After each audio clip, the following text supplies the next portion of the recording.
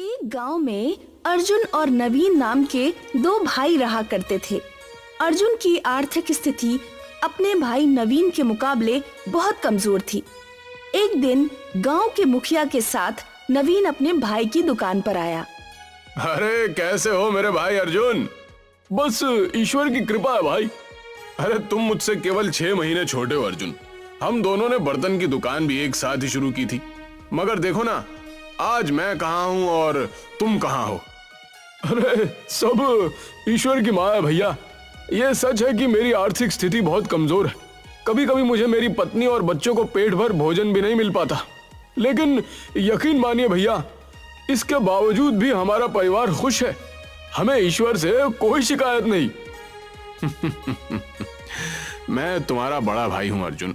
मुझसे तुम्हारी ये निर्धनता देखी नहीं जाती। जब अपने बच्चों को अच्छे स्कूलों में शिक्षा प्राप्त करते हुए देखता हूं और तुम्हारे बच्चों को तुम्हारे साथ दुकान पर काम पर लगा हुआ देखता हूं तो मेरे दिल को बहुत ठेस पहुंचती है। आखिर मैं तुम्हारे पिता समान हूं। आपने सही कहा भैया, बड़ा भाई पिता समान ही तो होता है। आपने मेरे लिए इतना सोचा, मेरे लिए यही काफी है। अरे तुम्हें कितनी बार कह चुका हूं, तुम अपने उस टूटे फूटे मकान को छोड़कर मेरे घर पर रहने के लिए क्यों नहीं आ जाते? ना तो तुम्हारे उस टूटे फूटे घर में पंखा है, ना कूलर है, यहाँ तक के ओढ़ने के लिए ढंग का एक कंबल तक नहीं है। नहीं भैया, मैं आपके ऊपर बोझ नहीं बनना चाहता। मैंने आपसे कहा ना, मेरा परिवार खुश है और हमें ईश्वर से कोई शिकायत नहीं है। अरे देखो अर्जुन, मैं तुम्हारा बड़ा भाई हूँ, तुम्हारे भले की ही बात करूंगा ना। तुम्हारा वो टूटा फूटा घर जिस जमीन पर है, वो जमीन एक हाईवे के किनारे पर स्थित है। आजकल हाईवे के किनारे की जमीन के दाम अच्छे खासे मिल रहे हैं। मेरी जान पहचान भी है। तुम कहो तो मैं खरीदार से बात कर लेता हूँ। तुम्हें अपने उस मकान की अच्छी कीमत भी मिल जाएगी और तुम उसके बाद एक नया व्यवसाय भी शुरू कर सकते हो और दूसरा मकान भी खरीद सकते हो। नवीन की बात सुनकर अर्जुन गहरी सोच में पड़ गया। तभी नवीन के बगल में खड़ा हुआ गांव का मुखिया मुस्कुराते हुए बोला, अरे नवीन बिल्कुल सही बोल रहा है अर्जुन। आज के दौर में कौन सा ऐसा बड़ा भाई होगा जो अपने छोटे भाई के लिए इतना सोचता है। नवीन दिल का बहुत स्वच्छ है और तुम्हारी बहुत चिंता करता है। देखो, मैं जानता हूँ कि ये फैसला तुम्हारे लिए कठिन है। तुम कुछ दिन और सोच लो और अच्छी तरह समझ लो। मुखिया जी सही बोल रहे हैं अर्जुन, और जब तक तुम मेरे घर में आराम से रह सकते हो। वैसे भी हम दोनों भाई हैं। विवाह से पहले हम दोनों साथ में एक घर में ही तो रहते थे। मुझे सोचने के लिए थोड़ा समय चाहिए भैया। कोई बात नहीं, ठीक है, पर ज्यादा समय मत लेना, नहीं तो जमीन का खरीदार दूसरी जमीन खरीद लेगा। इतना कहकर नवीन मुखिया के साथ वहां से चला गया। दरअसल नवीन एक लालची व्यक्ति था। उसकी नजर अर्जुन की जमीन पर बहुत पहले से थी और अर्जुन एक बहुत सीधा साधा व्यक्ति था जो अपने भाई का बहुत सम्मान करता था। नवीन ने बंटवारे के दौरान भी संपत्ति में काफी घपला भी किया था। उसकी बेईमानी को सिर्फ अर्जुन और नवीन के पिताजी जानते थे, मगर अर्जुन को बताने से पहले ही वो इस दुनिया से चले गए। अब नवीन की नजर अर्जुन के उस मकान पर थी जो कि हाईवे के बगल में एक झोपड़ी के रूप में बना हुआ था। रास्ते में मुखिया नवीन से बोला, तुम्हें क्या लगता है नवीन, क्या अर्जुन तुम्हारी बात को मानेगा? मैं अपने छोटे भाई को बहुत अच्छी तरह से जानता हूँ मुखिया जी। वो एक नंबर का मूर्ख व्यक्ति है। अपनी मूर्खता की वजह से ही वो आज तक कभी धन नहीं कमा पाया। उस बेवकूफ को तो ये भी नहीं पता कि उसके हिस्से की संपत्ति मैंने कितनी चालाकी से हड़प ली। इस बारे में सिर्फ तुम्हारे पिताजी ही जानते थे। बिल्कुल सही कहा मुखिया जी। पिताजी नवीन को इसी बारे में बताने ही जा रहे थे कि रास्ते में ही उनकी तबीयत खराब हो गई और वो अचानक चल बसे। तो क्या अर्जुन की जमीन हड़पने के बाद तुम उसकी दुकान भी हड़पोगे? कम से कम दुकान तो उस बेचारे के पास रहने दो। अगर दुकान भी तुम उससे छीन लोगे तो अर्जुन और उसका परिवार तो सड़कों पर भीख मांगने लगेगा। मैं एक व्यापारी हूँ मुखिया जी, हमेशा फायदे का ही सौदा देखता हूँ। फिलहाल तो मेरा फायदा उसकी जमीन बेचने पर है। वैसे उसकी जमीन के तो लाखों रुपए मिल रहे हैं, उसमें से अर्जुन को कितना दोगे? पागल हो गए हैं क्या मुखिया जी? फूटी कौड़ी नहीं दूंगा। अरे कुछ दिन अपने घर में रखकर धक्के देकर बाहर निकाल दूंगा। मुझे पता है कि अर्जुन कुछ भी नहीं कर सकता। इधर नवीन अपने घर पर अपनी पत्नी राधा से इस बारे में परामर्श करने लगा। अगर ये घर बेच देंगे तो हम लोग रहेंगे कहाँ? अरे तुम चिंता क्यों करती हो राधा? भैया ने कहा है कि जब तक वो हमें अपने घर पर रख लेंगे। सोचो राधा, हम उस पैसे से नया व्यवसाय शुरू कर सकते हैं। पता नहीं क्यों मुझे कुछ ठीक नहीं लग रहा। लेकिन तुम तो जानती हो कि मेरी दुकान पर बर्तन खरीदने वाले मेरे हाथ के बने हुए बर्तन खरीदते ही नहीं। हमारी बेटी चमकी 12 वर्ष की हो चुकी है। कल को हमें चमकी का विवाह भी करना होगा, तब क्या होगा? कभी सोचा इस बारे में? अर्जुन की बात सुनकर राधा चुप हो गई। अगले दिन अर्जुन नवीन के घर पर पहुंचकर बोला, मुझे आपका फैसला मंजूर है भैया। मैं अपना घर बेचने के लिए तैयार हूँ। मुझे तुमसे यही उम्मीद थी अर्जुन। तुम एक काम करो, तुम आज ही अपने परिवार को यहाँ लेकर आ जाओ। मैं आज शाम को ही उस बिल्डर से बात कर लेता हूँ। कल तक पैसे तुम्हारे हाथ में आ जाएंगे।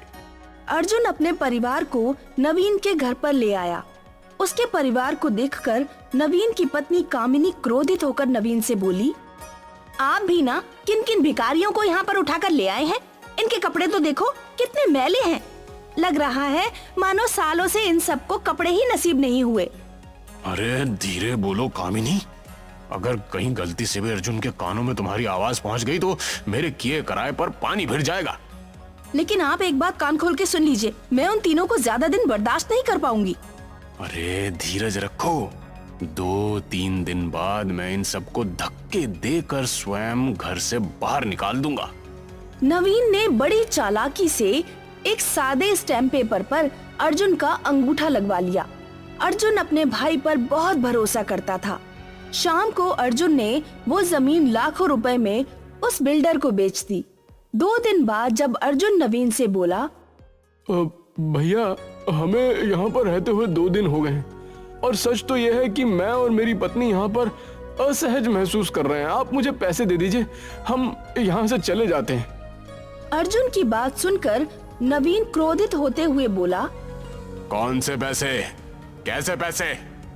भैया वो मेरा मकान जो आपने बेचा था उसके पैसे। अरे मैं तुम्हें बताना भूल गया अर्जुन। बात असल में यह है कि वो बिल्डर धोखेबाज निकला। उसने हाईवे के बगल की तमाम जमीनों को धोखे से अपने नाम कर लिया और उन सारी जमीनों को मुंबई के किसी बड़े सेठ को बेच दी और वो देश छोड़कर फरार हो गया। नवीन की बात सुनकर अर्जुन के पैरों तले जमीन खिसक गई। उसकी आंखों से आंसू बहने लगे। भैया मैं कहाँ जाऊंगा? अरे अब मुझे क्या पता तुम कहाँ जाओगे और क्या करोगे। अब तुम्हारी किस्मत ही इतनी फूटी है तो उसमें मेरा क्या दोष।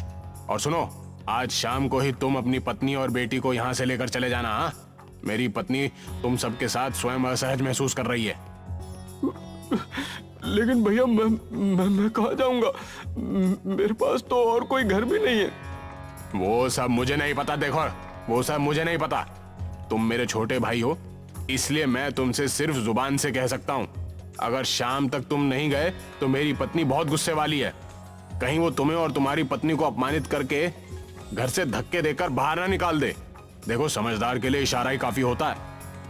अर्जुन रोता हुआ अपनी पत्नी और बेटी को वहाँ से ले जाकर अपनी दुकान पर बैठ गया। अर्जुन रात भर रोता रहा। तुम्हारे भाई ने हमारे साथ धोखा किया है। मैंने भैया पर कितना विश्वास किया।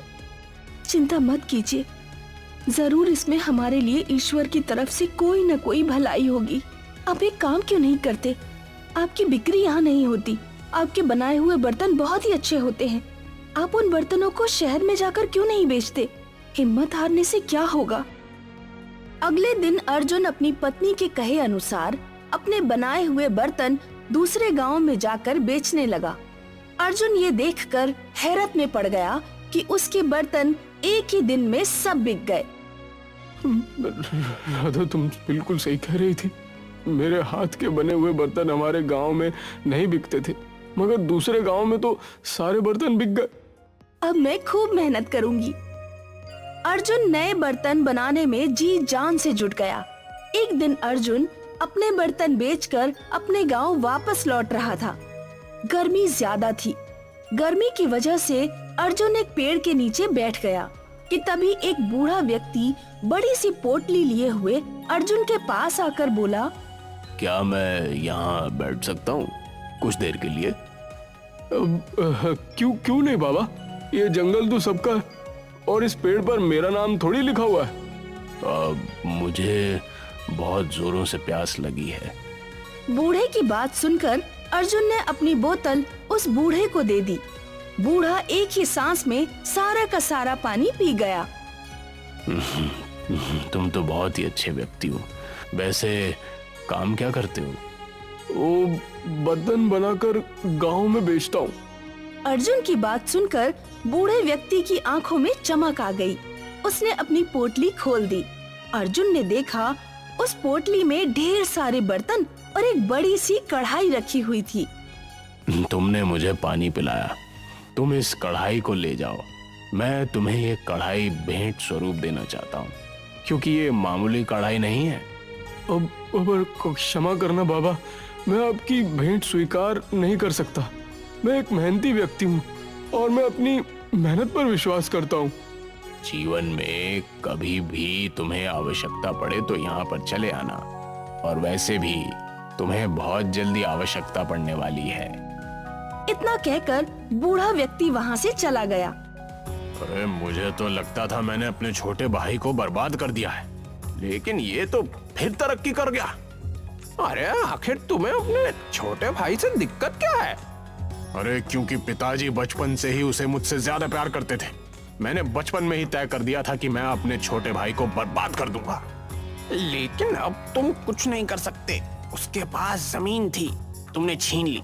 अब वो तुम पर विश्वास कभी नहीं करेगा। कोई बात नहीं, मैंने एक सादे स्टैम्प पेपर पर उसके अंगूठे के निशान ले लिए थे। कल मैं उसकी दुकान पर और उसके सारे बर्तनों पर भी कब्जा कर लूंगा। फिर देखता हूँ वो क्या करता है। अगले दिन नवीन ने जाकर अर्जुन को धक्के देकर उसकी दुकान से बाहर निकाल दिया और उसके सारे बर्तन भी छीन लिए। अर्जुन रोता हुआ अपने परिवार को लेकर पूरी तरह से सड़क पर आ गया। वो अपने परिवार को लेकर रोता हुआ उसी जंगल की ओर आ गया, जिस जंगल में एक दिन पहले उसको बूढ़ा व्यक्ति मिला था। अर्जुन उसी पेड़ के पास बैठकर रोने लगा। तभी वो बूढ़ा व्यक्ति अर्जुन के पास आकर बोला, मैंने तुमसे कहा था ना कि तुम्हें बहुत जल्दी आवश्यकता पड़ने वाली है। अर्जुन रोते हुए सारी घटना उस बूढ़े को बताने लगा। मैं सब जानता हूँ। मैं तुम्हें जो बर्तन देने वाला था, अगर चाहता तो कल ही जबरदस्ती दे सकता था, पर तुम्हारा बड़ा भाई इसे भी छीन लेता। इतना कहकर उसने वही कढ़ाई अर्जुन के सामने निकालकर रख दी। इस कढ़ाई को देख रहे हो?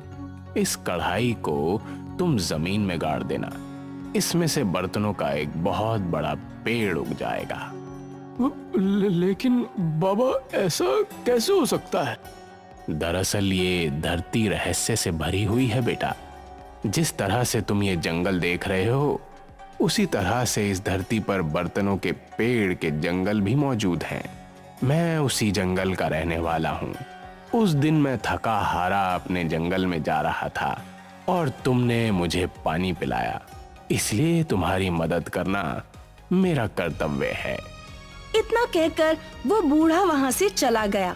अर्जुन ने उस बूढ़े के कहे अनुसार उस बर्तन को जमीन में गाड़ दिया। अगले दिन जब अर्जुन सोकर उठा तो उसने देखा कि उसके सामने एक लंबा बर्तनों का वृक्ष लगा हुआ था और उस कढ़ाई का आकार बहुत बड़ा हो गया था। अर्जुन के सामने उस कढ़ाई के अंदर एक सुंदर 3 मंजिल का मकान बना हुआ था। उस मकान में हर चीज स्थित थी और वहाँ गार्डन भी था। उस गार्डन में तरह तरह के बर्तनों के पेड़ लगे हुए थे। देखा राधा, लगता है वो बूढ़ा व्यक्ति मायावी था। ईश्वर ने हम पर कृपा की है। उसने हमें रहने के लिए घर भी दे दिया। अर्जुन अपने परिवार के साथ उस कढ़ाई में बने हुए घर में रहने लगा। अर्जुन रोज बर्तन तोड़कर बाजार में बेचने जाता देखते ही देखते अर्जुन अमीर हो गया। यही बात जब उसके भाई नवीन को पता चली तो वो जल भुन गया। बस बहुत हो गया। अब मैं अपने छोटे भाई को जीवित ही नहीं छोड़ूंगा। अरे तुम्हारा दिमाग तो ठीक है, तुम इतना नीचे गिर जाओगे ये मैंने नहीं सोचा था। इसमें मैं तुम्हारा साथ नहीं दे सकता। मुझे तुम्हारे साथ की जरूरत भी नहीं है मुखिया। मैं आज ही जाकर अपने भाई को मार दूंगा। नवीन क्रोधित होकर उस जंगल की ओर चला आया। जंगल में उस कढ़ाई में बने हुए मकान और बर्तनों के पेड़ को देखकर उसकी आंखें फटी की फटी रह गईं। नवीन गुस्से से उस घर में घुस गया कि तभी एक बड़ा सा बर्तन उसके सर पर गिर गया और नवीन की मौत हो गई। नवीन का मृत शरीर देखकर अर्जुन की आंखों से आंसू बहने लगे। बुरे का अंजाम हमेशा बुरा ही होता। तुम अब भी बुरे मन से ही मेरे पास आए थे और ईश्वर ने तुम्हें इसकी सजा दे दी। अर्जुन आज भी उस जादुई कढ़ाई के मकान में ही रहता है।